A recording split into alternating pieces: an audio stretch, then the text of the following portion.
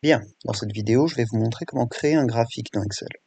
L'interface utilisateur est très bien fichue, mais il faut savoir où tout se trouve, comme avec beaucoup de choses dans Excel. La première chose à savoir, c'est si vous voulez créer un graphique avec des plages disjointes. Vous remarquerez ici que je vais être intéressé par les données de l'âge et du revenu de la personne pour faire une courbe qui marque son évolution salariale au fur et à mesure de sa carrière.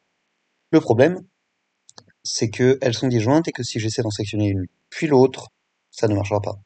Pourtant, il faut bien que je sélectionne les deux pour qu'Excel sache ce qui m'intéresse avant de créer le graphique. La solution, c'est donc d'utiliser la touche commande, CTRL sur PC, pour sélectionner deux plages disjointes. J'appuie sur CTRL, ça me permet de sélectionner deux plages en même temps. Vous pouvez également avoir envie d'utiliser le raccourci clavier CTRL majuscule et flèche vers le bas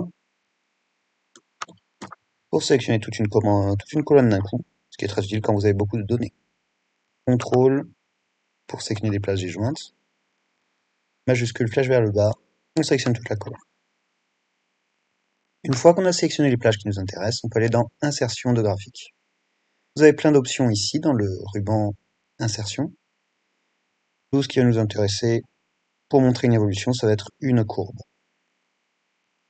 Comme vous le voyez, comme j'ai sélectionné un âge et un income et que l'âge est une donnée numérique, je me le met en abscisse comme une seconde courbe. Comment on gère ça? On y reviendra plus tard. Premièrement, pour changer votre graphique, si vous voulez ajouter des choses, vous pouvez soit cliquer sur le petit plus ici, soit aller dans le ruban et cliquer sur Add Chart Element. Sur certains ordinateurs, le plus n'est pas là pour des raisons qui m'échappent. C'est ici que vous allez si vous voulez ajouter des choses, par exemple des data labels, pour montrer la valeur qu'a chaque point de votre courbe. Ici, c'est pas une bonne idée puisque mon graphique a beaucoup trop de points pour ça.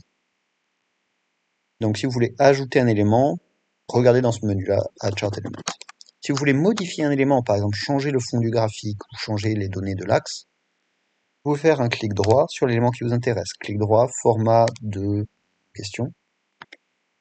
Et c'est là que vous pouvez, par exemple, mettre un joli fond à votre graphique. Vous avez peut-être deux autres choses qui vont vous intéresser. La première, c'est changer le type de graphique, ce qui est surtout utile pour changer la façon dont il est présenté.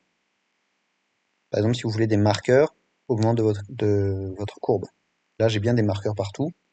Encore une fois, c'est un graphique un peu lisible parce qu'il y en a beaucoup trop. Pour finir, si vous faites un clic droit, sélectionner des données, vous pouvez recréer en quelque sorte votre graphique. Au lieu d'avoir sélectionné les colonnes A et C, je peux les avoir sélectionnées différemment, ce genre de choses. Dans mon graphique, je ne veux pas montrer l'âge en tant que courbe. Donc je vais retirer cette série de données. À la place, je vais l'utiliser comme label pour l'axe horizontal. Je vais donc faire modifier les labels de l'axe horizontal.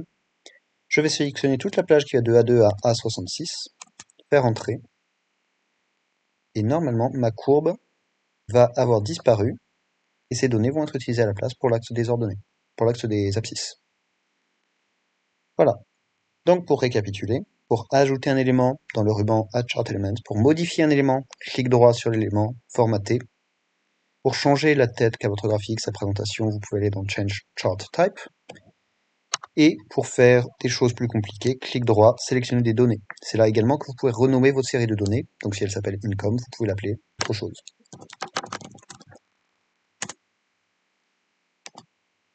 Et voilà, j'espère que ça vous a été utile.